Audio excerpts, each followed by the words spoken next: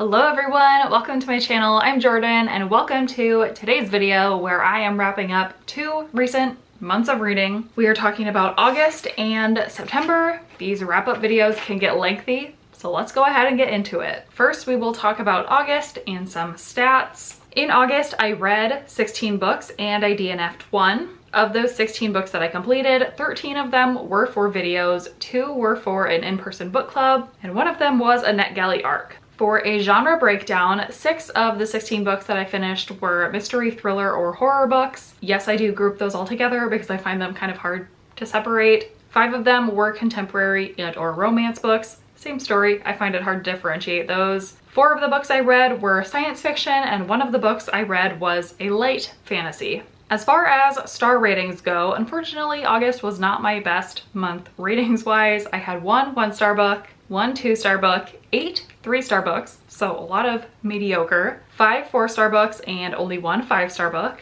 to make an average rating of 3.25 stars. As far as formats go for consuming the books, 8 of the books I owned physical copies of and did read primarily physically, and I was happy to be in that routine. 4 of the books I owned physical copies of but primarily listened to the audiobooks. 3 books I do not own physical copies of and I only listened to the audio version of, and 1 book I read as an ebook. As far as author demographics go, 11 of the 16 books that I read were written by female authors and 5 of them were male. And diversity representation, unfortunately, only 3 of the 16 books that I read, or 19%, included some kind of diverse representation, whether that be race, sexuality, disability of either the author or main characters. That is something I'm tracking so that in the future I can look to improve it. Last but not least, the publishers of the books I read. 14 of the 16 books that I read were published by imprints of one of the big 5 publishers, which is quite a lot, and only 2 of them were by independent publishers.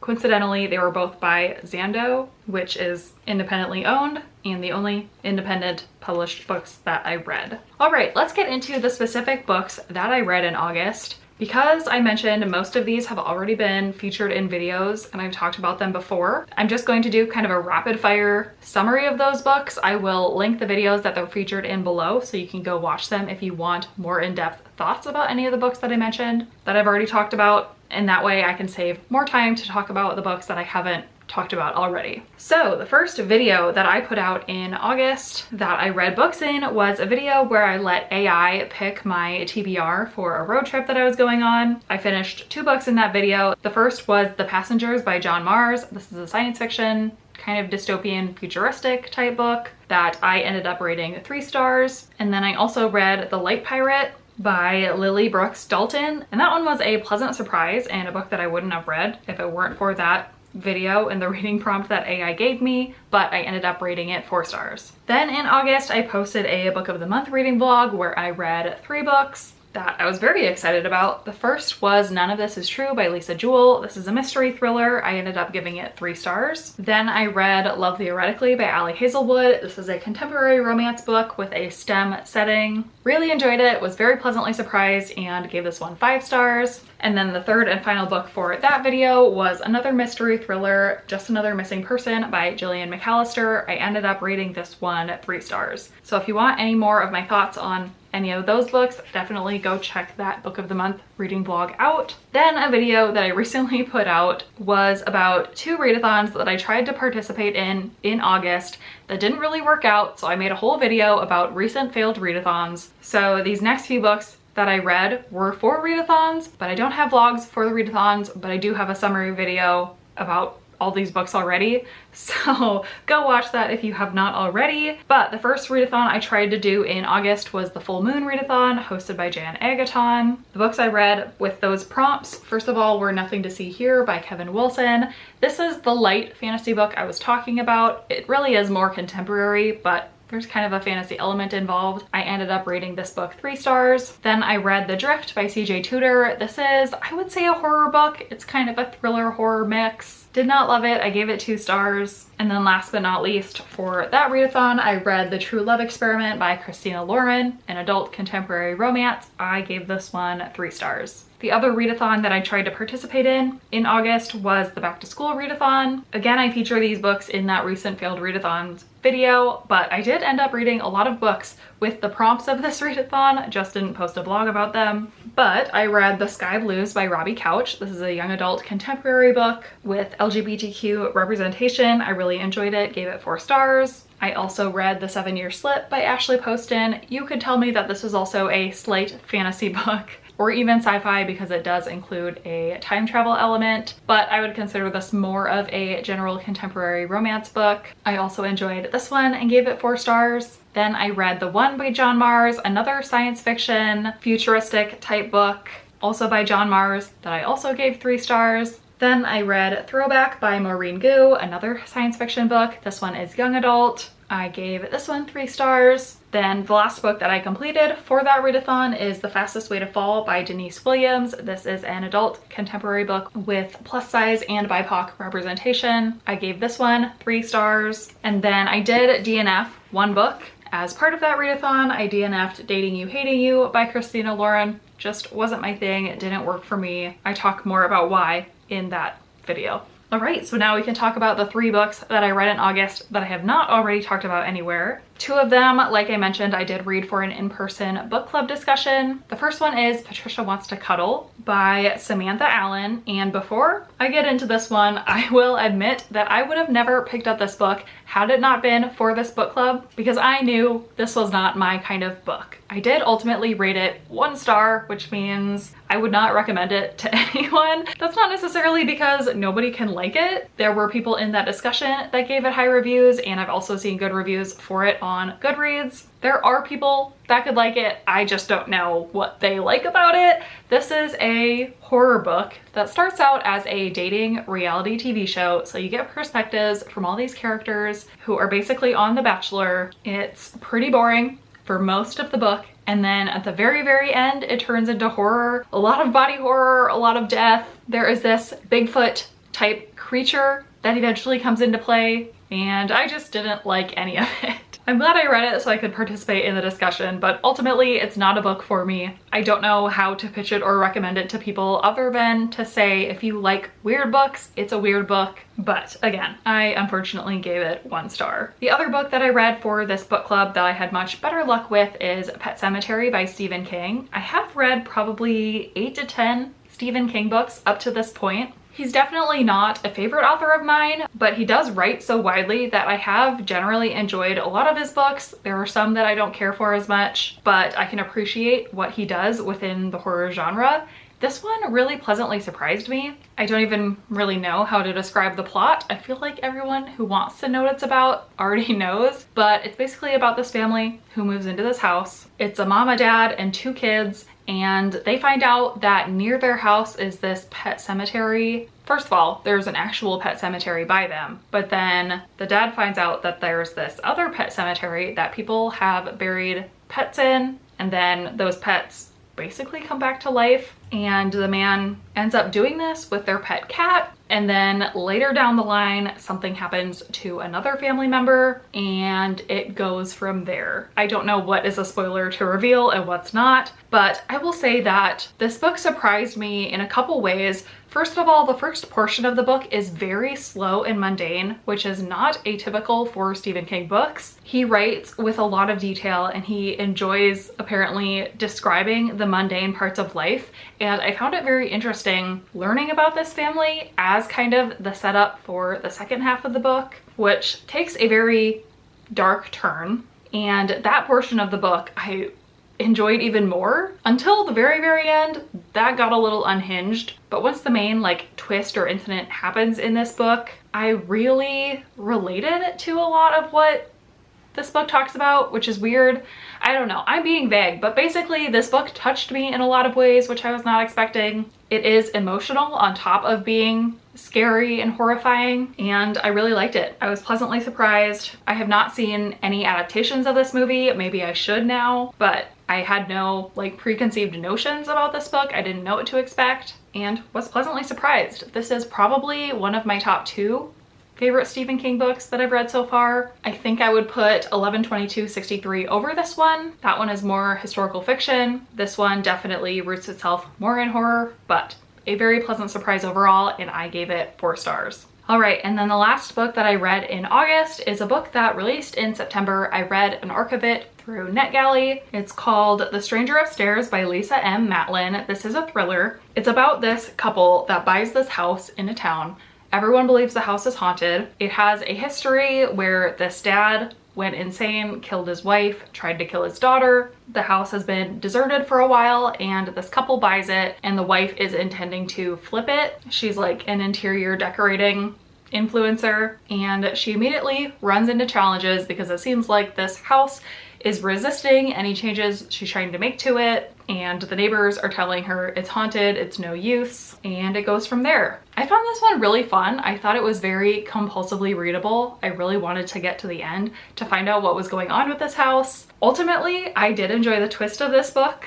Immediately after finishing it, I said, this is going to be a polarizing one. I think some people are going to get to the twist and think it's really stupid, but I liked it. Overall, I have good things to say about this book. Is it life-changing? Is it a new favorite thriller? No, but am I glad I read it? Yes, and I gave it 4 stars. All right, and then getting into September. September was a slower reading month for me. I did do some traveling in the middle of the month, which I think contributed to the lower number of books read. If you are by chance interested in hearing about my trip that my husband and I took to Oregon, I do have a vlog and a coffee chat where I go into details about everything we did on my Patreon. On the higher tier, Sexy Babies, for everyone who wants more personal life updates from me. So just throwing it out there in case you want to see that is linked below. But let's talk about September stats. So in September, I only read 8 books. I had 0 DNFs. Of those 8 books, 4 of them were already featured in videos. 2 of them were for a readathon that I did not vlog. 1 was for an in-person book club and 1 was just quote-unquote for fun. As far as genres go,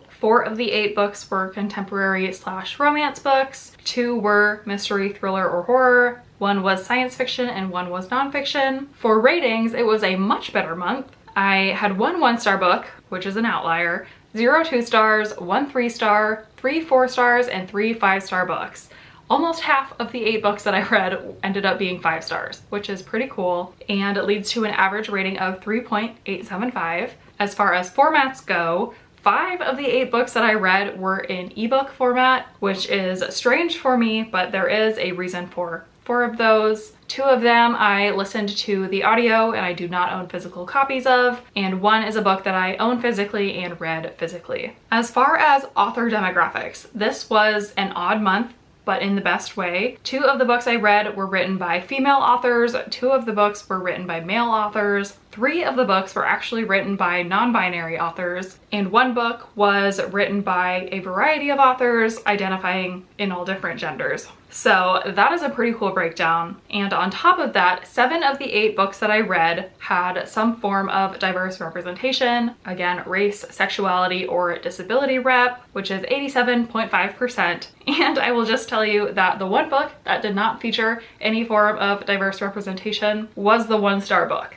So coincidence? I think not. Last but not least, for publishers, 7 of the 8 books that I read were published by imprints from one of the big 5 publishers, and only 1 was independently published. All right, let's talk about the books. So the first 4 books that I will talk about, I have already featured in a video. My October Arcs vlog part 1 has already gone up. And in that I read Stars in Your Eyes by Case and Calendar, which I loved so much. A contemporary book, a little bit romance, features 2 male actors, and I gave it 5 stars. I also read Out There Screaming, which is a horror short story collection edited by Jordyn but contributed to by a number of authors. I had a good experience with that whole collection and gave it 4 stars. Then I read Beholder by Ryan LaSala. This is an adult horror book. I gave it 3 stars. And last but not least for this video was The Space Between Here and Now by Sarah Suk, which is a young adult, mostly contemporary book with a little bit of a sci-fi element, and I gave it 5 stars.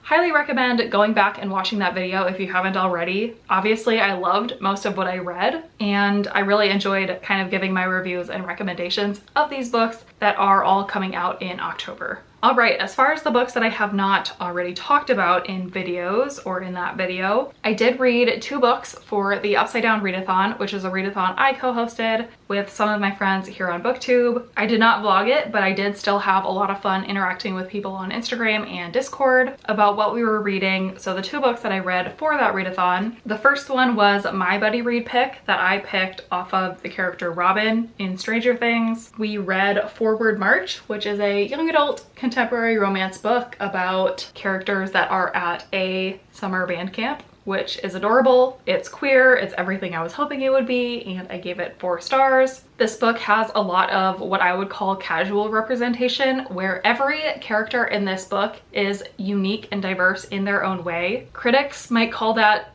like tokened diversity or throwing diversity in for diversity's sake. I, however, don't think that's a bad thing, and I think this book beautifully highlighted why diversity is important and what value it brings to have characters and people in real life of all different backgrounds, all different identities, so I really appreciated that. This author is non-binary, which I love, and it was really fun to read about characters at a band camp. It kind of felt like a sports romance because a lot of the things they were doing as far as like rehearsals and competitions and stuff felt similar to a sports camp, which is something I've read more often in books like this, but was a little bit different. So I liked it, gave it 4 stars, would highly recommend if the premise sounds interesting to you. And then the other book that I read for that readathon is going to be the downer of this video because this is a 1-star book that I have very passionate negative feelings about.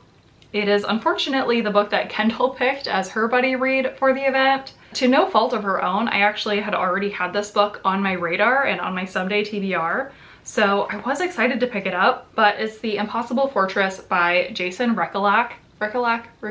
I can't remember how it's pronounced. But basically everything I just said that I loved about Forward March was completely absent in this book. I hated the characters. There was no diverse representation. There was also no positive representation, especially of women. To give the synopsis of this book, we are following a group of 14-year-old boys, which I hated. I hated every second of it. I understand that maybe it is authentic to the way that teenage boys' brains work, but I don't want to be in a teenage boy's brain. For the most part, I just don't. The way that these teenage boys talked about girls was gross. And this book is about this group of teenage boys trying to get their hands on a Playboy magazine. And because they are not old enough to purchase the magazine, they come up with this scheme to basically rob this convenience store. And they come up with this plan for this main character to basically like seduce and trick the daughter of the owner of this store. And he ultimately ends up developing feelings for her, but it all feels so gross. There's also a video game element to it because the main character and this girl start to develop a game together. I just found it very problematic. It was fat phobic and slut shamey and misogynistic, and it's set in the 80s, so I think maybe that's why the author included some of those elements, but the book was written in 2017 or published in 2017, so not excusable in my eyes. This book has a twist in it that I personally hated, and I just would not recommend anyone to read this book. I have read another book by this author. I read Hidden Pictures, which is a thriller horror type book that I really enjoyed. I had given it 5 stars. That book, however, has also received a whole bunch of criticism and controversy over the potential transphobia shown in that book. And initially I didn't necessarily see it, but after reading more reviews of that book and after reading this book, I think there might be something to the criticism of that book.